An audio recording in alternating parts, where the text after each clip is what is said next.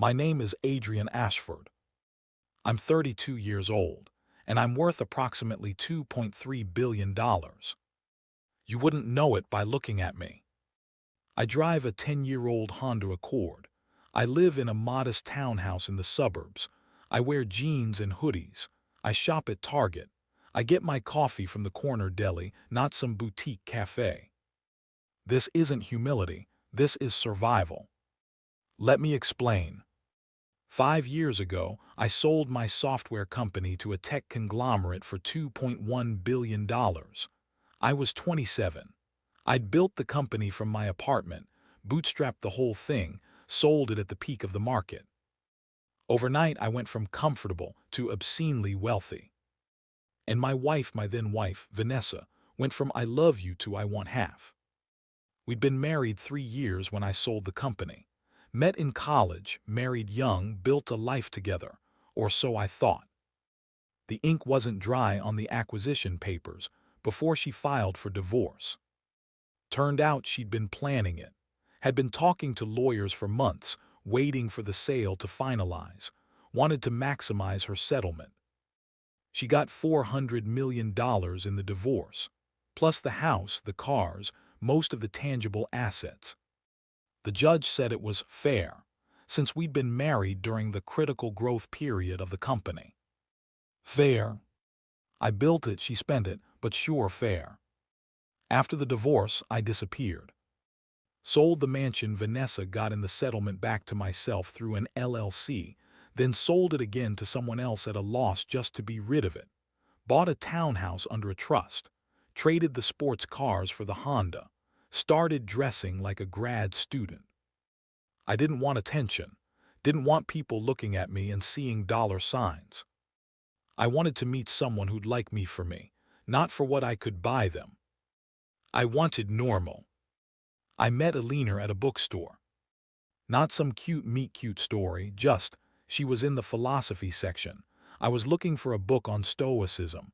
We reached for the same title, laughed about it, started talking. She was 29, worked as a curator at an art museum. Smart, funny, unpretentious. She wore vintage dresses and drank tea and had opinions about Rothko. We went for coffee, then dinner, then more dinners. I didn't tell her about the money, not at first. I told her I worked in tech, freelance consulting, made decent money, nothing crazy, enough to be comfortable. She didn't ask for more details, didn't seem to care. We talked about books, art, philosophy, travel. She'd been to 12 countries. I'd been to 43 but told her I'd been to a few. 6 months in, I was in love. Real love. The kind where you wake up and your first thought is her, where you want to tell her about every stupid thing that happens during your day. I'd forgotten what that felt like.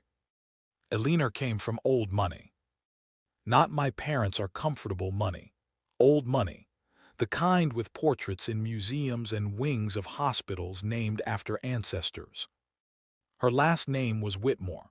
The Whitmores, Boston Brahmin, Mayflower descendants. The family tree went back 3 centuries and included senators, diplomats, industrialists. Her father, Nathaniel Whitmore III, ran the family foundation. Her mother, Cordelia, sat on a dozen charity boards. Her older brother, Spencer, managed the family's investment portfolio. They had a house in Beacon Hill, a summer estate in the Berkshires, a cottage in Newport that had 18 rooms. Alina didn't talk about it much. She seemed almost embarrassed by it, said she wanted to make her own way, didn't want to be defined by her family name. I liked that about her. 8 months into our relationship, Alina said her parents wanted to meet me.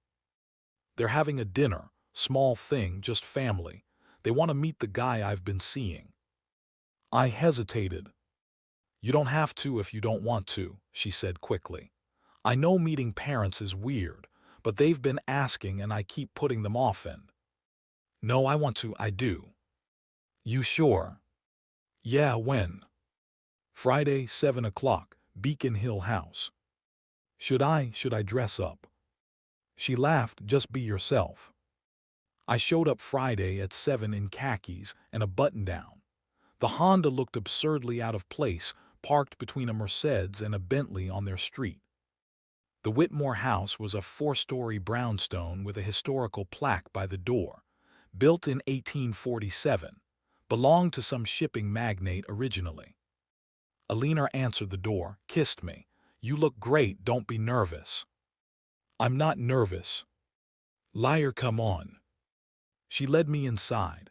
Marble floors, oil paintings, a chandelier that probably cost more than most people's houses. Everything was old, polished, expensive in that quiet way where nothing has a price tag because price is irrelevant. Her family was in the drawing room. Yes, they called it a drawing room. Nathaniel was 63, silver hair, navy suit even though it was Friday evening. Looked like he'd stepped out of a Brooks Brothers catalog from 1985. Cordelia was 59, blonde going silver, pearl necklace, expression like she was perpetually smelling something slightly off. Spencer was 32, my age, wearing a polo shirt with a little embroidered logo, khakis with a needlepoint belt.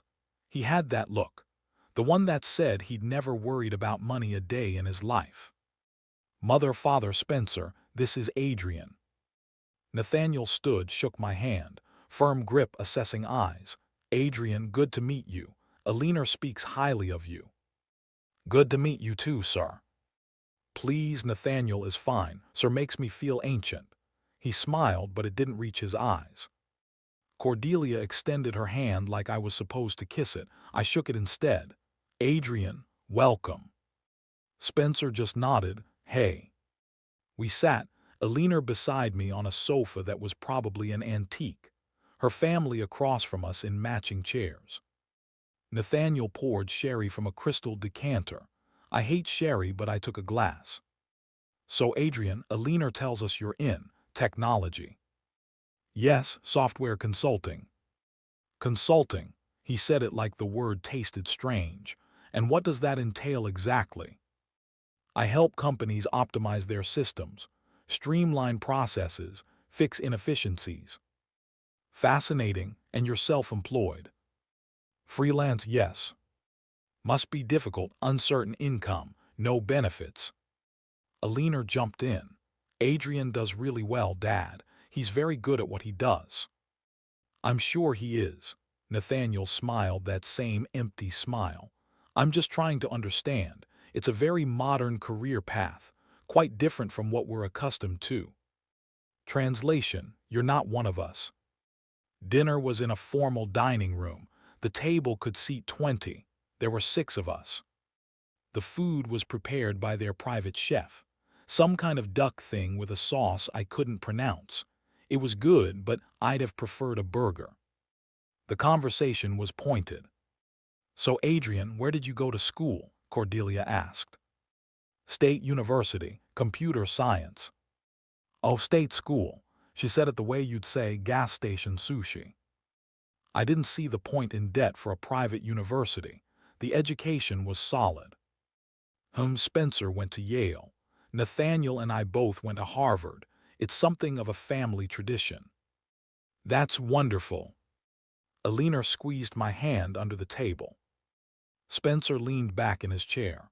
"So Adrian, tech consulting. That's gotta be what, 50K a year, 75 on a good year." "Spencer," Alina warned. "What? I'm just curious, trying to understand his situation." "I do fine," I said evenly. "I'm sure you do. It's just, Alina's accustomed to a certain lifestyle. Museums don't pay curators much, but obviously she doesn't need the money. Family takes care of that. Just want to make sure you're not expecting her to subsidize things." Alina's face went red. "Spencer, stop. I'm just looking out for my sister." "You're being an ass." Nathaniel cleared his throat. "Let's keep things civil." But the damage was done. They thought I was poor. And worse, they thought I was with Alina for her money. Over the next 3 months, I met them several more times. Each encounter was worse than the last.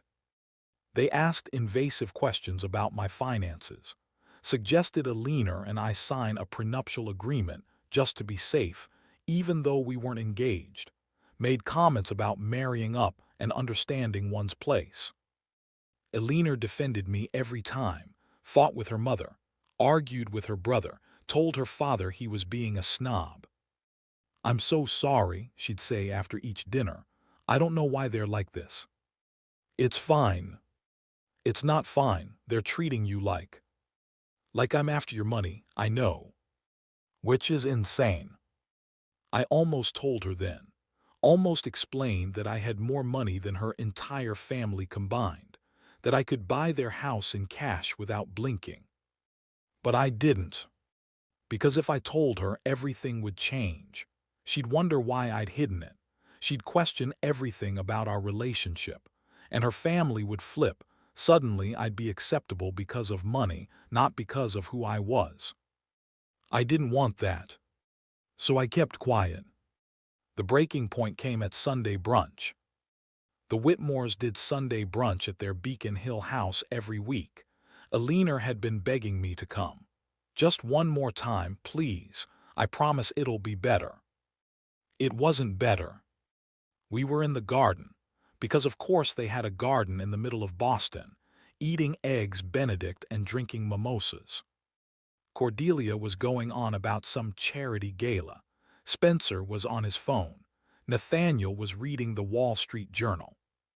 Alina was telling her mother about an exhibit she was curating, some modern artist I'd never heard of. Spencer looked up from his phone. "Elle, is this another one of your weird art things, like that installation that was just a pile of garbage?" It was a commentary on consumerism, Spencer. It was garbage, literally. You don't understand art. I understand when someone's taking advantage of idiots with more money than sense. Alina's jaw tightened. I stayed quiet. This wasn't my fight. Then Spencer turned to me. "Adrian, you're the tech guy. You get it, right? All this modern art shit is just money laundering for rich people." "I think art has value beyond monetary," I said carefully. "Diplomatic, smart, don't want to offend the family," he smirked. "Speaking of family, Alina mentioned you don't see yours much." "Not particularly." "Why's that?" "They're busy, I'm busy, we keep in touch." "What do they do, your parents?" "My mother is retired. My father passed away years ago." "Oh, sorry to hear that." He didn't sound sorry. "What did your mother do before she retired?" "She was a teacher." "A teacher, public school?" "Yes." He exchanged a look with Cordelia, one of those looks. "And your father?" "Construction." Spencer's eyebrows went up. "Construction. He built things." "I'm sure he did." Spencer took a sip of his mimosa. "Must have been hard growing up like that, not having much." I felt Alina tense beside me. "We had enough," I said quietly. Of course. No judgment. It's admirable, really, pulling yourself up, making something of yourself even if it's just freelance consulting." Alina stood up abruptly. "Spencer, shut the fuck up." "Alina," Cordelia gasped. "No, I'm done. You've been condescending to Adrian for months, all of you." She looked around the table. "He's kind, he's smart, he treats me like an actual person instead of a trust fund with legs. But none of that matters to you because he didn't go to the right schools or belong to the right clubs." Nathaniel folded his newspaper. "Alina, we're simply being cautious." "You're being snobs." "We're protecting you." "From what? From being happy?" Spencer leaned back, smug. "Elle, come on, you can't blame us for being concerned. Guy shows up out of nowhere, no real career, no family money, dating a Whitmore. It doesn't look good." "It doesn't look good." Alina's voice was shaking. "Are you hearing yourself?" "I'm being realistic. Look, I'm sure Adrian's a nice guy, but nice doesn't pay bills. Nice doesn't maintain the lifestyle you're used to. And forgive me, but a freelance tech consultant from a public school whose dad worked construction, that's not exactly." I stood up. Everyone looked at me. Finish that sentence, I said quietly. Spencer blinked. What? Finish your sentence. That's not exactly what. He hesitated. That's not exactly what we envisioned for a leaner. Because I'm poor. Because you're not from our world. Your world, I nodded slowly. And what world is that, Spencer? You know what I mean. Say it plainly. He shifted uncomfortably. Look, there's nothing wrong with where you come from, but there are certain expectations. A leaner comes from a family with history, with standing. We've worked hard to maintain that. You've worked hard. I almost laughed. You've never worked a day in your life. You manage money that other people earned generations ago. You sit on boards and go to galas and pretend it's difficult. Spencer's face flushed. You don't know anything about. I know enough. I know that you judge people based on their last name and their zip code. I know that you think you're better than everyone else because you had the incredible fortune of being born into the right family. Nathaniel stood. That's enough. No, it's not enough. I turned to him. You want to know why I don't see my mother much? It's because she lives 3,000 miles away and she's busy. She raised me alone after my father died. She worked 2 jobs to put me through school. She taught me that hard work matters more than pedigree, and she did a damn good job. Cordelia's lips pressed into a thin line. Adrian, we didn't mean to imply. Yes, you did. You've implied it every time I've sat at this table, that I'm not good enough, that I'm here for a leaner's money, that I'm some kind of. What did you say, Spencer? What was the word you were dancing around? Spencer glared at me but said nothing. Gold digger, I finished for him. That's what you think I am. A leaner grabbed my arm. Adrian, let's just go. In a minute, I looked at Spencer. You want to protect your sister from gold diggers. Good. That's your job as her brother.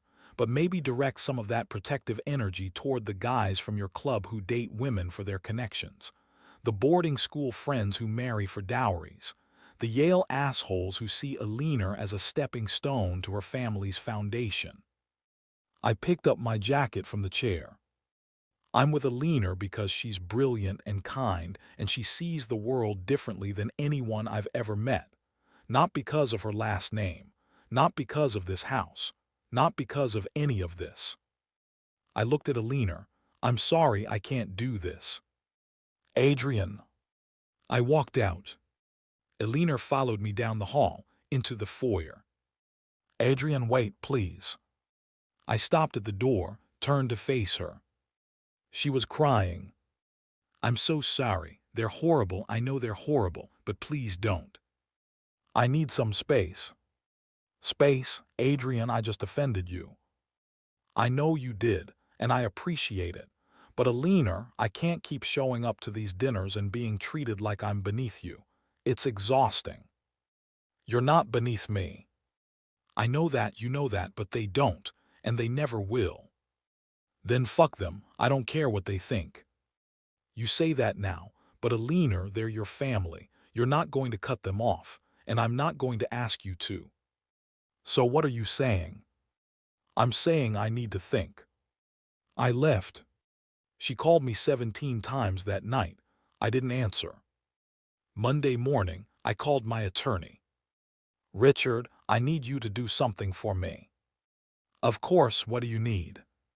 Spencer Whitmore, find out what he does professionally, where he works, who owns the company. Whitmore, Boston Brahmin Whitmores. That's the one. May I ask why? Personal matter. There was a pause. Adrian, what are you planning? Just get me the information. He called back 3 hours later. Spencer Whitmore is a partner at Whitmore and Sterling Capital Management. It's a boutique wealth management firm. Manages about $800 million in assets for high-net-worth clients. Family-owned. His father Nathaniel owns 60%, Spencer owns 30%, various family trusts own the rest. Is it for sale? Technically everything's for sale, but I doubt. Adrian, what are you doing? Make an offer through an intermediary. I want that company. You want to buy Whitmore and Sterling? Yes. That's going to be expensive and complicated and Richard, make the offer, whatever it takes. Another pause. How high are you willing to go? As high as necessary. Adrian. Do it. He did it. Buying a family company isn't simple. It takes time, negotiation, finesse. But money talks, and $1.2 billion talks very loudly. Nathaniel didn't want to sell at first. It was a family legacy. But I had Richard structure it as a merger with a larger firm, with Nathaniel staying on as a figurehead. Made it palatable. It took 6 weeks to close. During that time, Alina kept trying to reach me. Texts, calls, emails. She showed up at my townhouse twice. I didn't answer the door. I know it was cruel, but I needed time, and I needed the deal to close before I talked to her.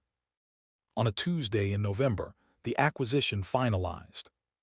I now owned Whitmore and Sterling Capital Management. Spencer Whitmore worked for me.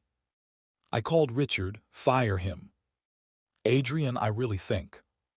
Fire him today, make it clean. Severance package, non-disparagement clause, the works, but I want him gone.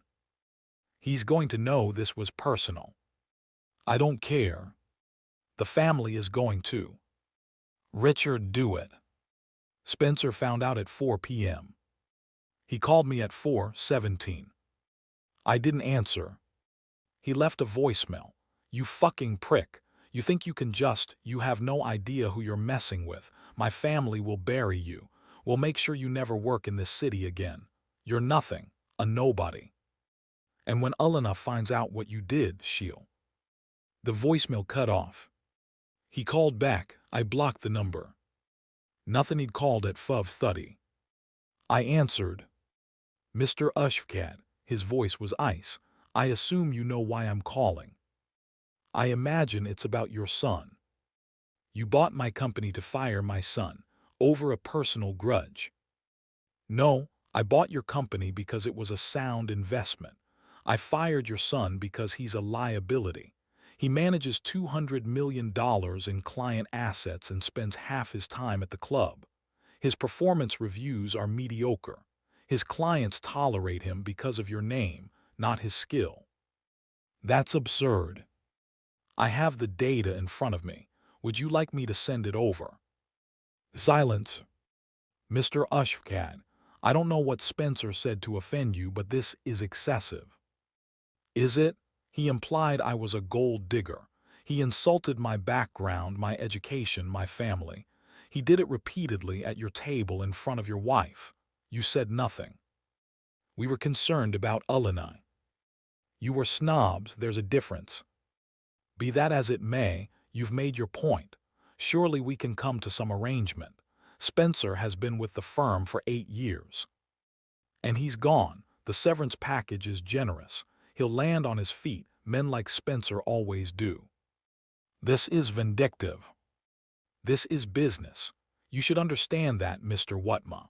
After all, you built your career on the principle that money matters more than sentiment. I hung up. Alina showed up at my door that night. I opened it. She looked exhausted, eyes red from crying, hair pulled back in a messy bun. She was wearing jeans and an old sweater, not the polished version of herself I usually saw. Can I come in? I stepped aside. She walked into my living room, looked around. It was the first time she'd been inside. Modest furniture, bookshelf, laptop on the coffee table, nothing expensive. You bought my family's company. Yes. And you fired Spencer. Yes. Why? Because he insulted my mother. She blinked. What? At brunch, when he was asking about my parents, the way he said it, the implication that my mother was less than because she was a public school teacher, that my father was less than because he worked construction. I let your family treat me like shit for months, Alina, but I draw the line at my mother. So you bought a $1 billion company to fire him. I bought an undervalued asset. Firing him was a bonus. She stared at me. Who are you? I'm Adrian Ushket. I sold my software company 5 years ago for $2.1 billion. I'm worth about $2.3 billion now, depending on the market. I drive a shitty car and live in a townhouse because my ex-wife taught me that people treat you differently when they know you have money. I didn't tell you because I wanted someone to like me for me, not my bank account. Elena sat down on my sofa, heavily, like her legs had stopped working. You're a billionaire. Yes. And you let my family treat you like you were poor. Yes. Why? Because I wanted to see who they really were. Turns out, they're exactly who they appeared to be. Snobs who measure worth by pedigree and portfolio. Adrian, your brother called me a gold digger. Your father implied I wasn't good enough for you. Your mother looked at me like I was something she'd stepped in. And you defended me, and I appreciate that. But you're still part of that family. You'll always be part of that family. So what are you saying? I'm saying I can't do this. Her eyes filled with tears. Because I'm a whatma? Because your family is a dulbraka. I'll cut them off, No, you won't. And I don't want you to. They're your family. But I've already done the marry into a family that doesn't respect me thing. It ended badly. I'm not doing it again. We're not married. Not yet. But if we stay together, that's where this goes. And then what? Sunday brunches where your father barely tolerates me. Holidays where Spencer makes snide comments. A lifetime of being the outsider who married up. It won't be like that. Yes, it will. Your family will never see me as an equal. Even now, knowing I have money, they'll find another reason. I'm new money. I'm not from the right background. I didn't go to the right schools. There will always be something. Elena was crying openly now. So that's it, we're done. I think we have to be. I love you. I love you too, that's why this hurts. Adrian, please. Elena, you're brilliant and kind and everything I could want, but you come with a package deal, and I can't sign up for that. Not again. She stood, wiped her eyes. You're a coward. Maybe. You're letting them win. No, I'm choosing peace. There's a difference. She walked to the door, turned back. For what it's worth, you were right about them. They are snobs, and they were wrong about you. I know. Does that matter? Not as much as it should. She left. I didn't stop her. I thought that would be the end of it. It wasn't. 2 days later, I got a call from Richard. We have a problem. What kind of problem? The Whatmaras are making calls, using their connections. They're telling people they're spreading a narrative. What narrative? That you're a con artist, that you manipulated Elena for access to their family's network, that the company's sale was fraudulent. They're implying you falsified documents about your net worth. I laughed, actually laughed. They're calling me a fraud. It's not funny, Adrian. The Whatma name carries weight in certain circles. If this gets traction, then we respond. How? Loudly. I called a press conference. Not a big one, just local business media. Boston Globe, Wall Street Journal, a few finance blogs. I stood in front of cameras and explained, calmly and clearly, exactly who I was. My name is Adrian Ushket. 5 years ago, I sold Nexus Systems to Quantum Tech for $2.1 billion. I've since invested in various ventures, and my current net worth is approximately $2.3 billion. Recently, I acquired Whatma and Sterling Capital Management as part of my investment portfolio. The reporters started shouting questions. There have been allegations from the Whatma family suggesting I misrepresented my financial status. I'm here to set the record straight. I have never lied about my finances. I simply chose not to broadcast them. Mr. Ushked, is it true you were dating Elena Whatma? Yes. And is it true the family didn't know about your wealth? Correct. Why not tell them? Because I wanted to be judged on my character, not my bank account. Unfortunately, in the absence of knowing my net worth, they judged me for not having one. The irony isn't lost on me. A reporter from the Globe. So the acquisition of Whatma and Sterling was personal. The acquisition was business. The company was undervalued and poorly managed. It's a sound investment. The fact that it also allowed me to fire Spencer Whatma for incompetence is incidental. The family is saying you're a con artist. The family is embarrassed. They spent months treating me like I was beneath them. Now they've learned I could buy their house 3 times over without checking my balance. They're trying to save face. I understand that, but I won't tolerate defamation. Are you suing them? Not yet, but I've instructed my attorneys to prepare documentation. If the Whatmaras continue to spread false information about me, we'll pursue legal action. What about Elena? I paused. Elena is a wonderful person who unfortunately comes from a family of snobs. I wish her well. The story blew up. Billionaire reveals secret identity after wealthy family calls him gold digger. Boston Brahmin family humiliated after insulting actual billionaire. New money versus old money, the Adrian Ushked story. The internet loved it. Social media went insane. Tom Ushked was trending. Memes about the Whatmaras gold digger accusations. Tuk-tuks reenacting Spencer getting fired. The Whatmaras tried to do damage control. Released a statement through their PR firm about misunderstandings and unfortunate miscommunications. Nobody bought it. Nothing he'd called me. Mr. Ushked, I believe we got off on the wrong foot. You believe? Perhaps we were hasty in our judgments. You mean you were snobs and now you're embarrassed? I wouldn't put it that way. How would you put it? Silence. Mr. Ushked, what will it take to resolve this? Surely we can come to an understanding. You want me to drop the defamation suit? Among other things, perhaps we could re-invite you to family dinners, start fresh. I almost laughed. You're re-inviting me. Elena is miserable. Cudalia is beside herself. This situation has become untenable. Nothing'd let me be very clear. I don't want your dinners. I don't want your apologies. I don't want anything from you. What about Elena? What about her? She loves you. Surely you care about that.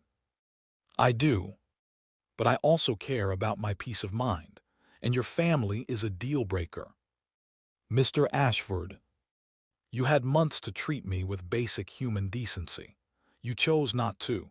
You don't get to retroactively fix that now that you know I have money.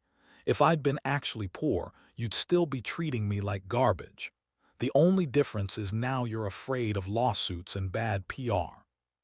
That's not. Yes, it is. Goodbye, Nathaniel. I hung up. Elena showed up again. Please just talk to me. I let her in. She looked better this time, more composed, but still sad. My family wants to apologize.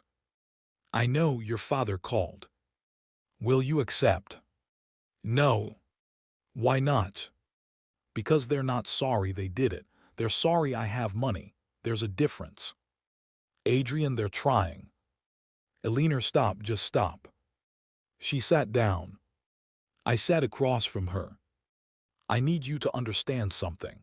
My ex-wife destroyed me. Not financially, I'm fine financially, but emotionally. She married me when I had nothing and left me the second I had something. She taught me that people will use you if you let them. I would never. I know you wouldn't. You're genuine, you're kind, you're everything she wasn't. That's why I fell for you. Then why are you doing this?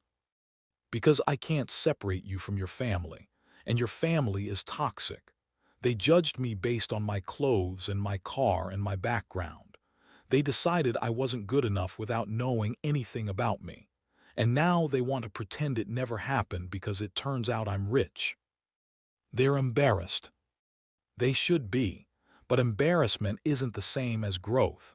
Your father offered to re-invite me to dinner, like I'm some supplicant who should be grateful for the privilege. He didn't mean it that way. Yes, he did.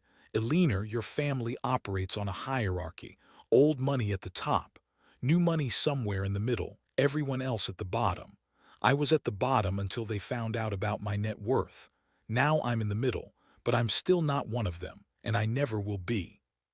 So what, we just ended? Yes, because of them. Because I want peace. I spent 3 years married to someone who saw me as a meal ticket. I'm not spending the rest of my life dealing with in-laws who see me as new money trash who got lucky. Eleanor's face crumpled. That's not fair. None of this is fair, but it's reality. I can't change who my family is. I know, and I'm not asking you to. I'm just saying I can't be part of it. So you're choosing to be alone. I'm choosing to not be disrespected. There's a difference. She stood. You know what? You're right, my family are snobs. They judged you unfairly. They were cruel, but you're doing the exact same thing. How? You're judging me based on my last name. You're lumping me in with them even though I defended you every single time. You're punishing me for something I didn't do. I'm not punishing you. Yes, you are. You're walking away from something real because you're scared. You got hurt before, so now you're building walls and calling it self-respect. That's not. Prove me wrong, stay, work through this. Let my family apologize and see if they mean it. Give us a chance. I can't. Can't or won't. Both. She shook her head, tears streaming down her face. I hope you find what you're looking for, Adrian. I really do. But I think you're making a mistake. Maybe, but it's my mistake to make. She left. This time, I knew she wouldn't be back. The Whitmores tried one more time. They invited me to Thanksgiving dinner. Sent a formal invitation by courier, embossed cardstock, the whole thing. I didn't respond. Thanksgiving came and went. I spent it alone, ordered Chinese food, watched football, it was fine. A week later, I got an email from Eleanor. Subject: closure. Adrian, I'm not going to beg you to come back. You made your choice, and I have to respect that even if I don't understand it. But I need you to know something. You're right about my family. They're snobs, they're judgmental, they measure people by the wrong metrics. But you're wrong about one thing. You think walking away makes you strong.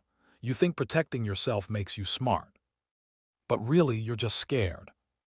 You're so afraid of being hurt again that you'd rather be alone than take a risk on something real.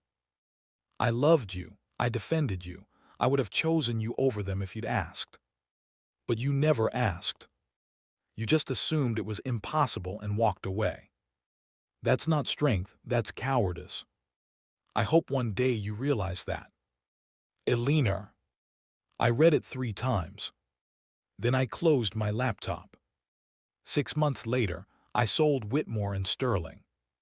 Made a decent profit, moved the money into other investments.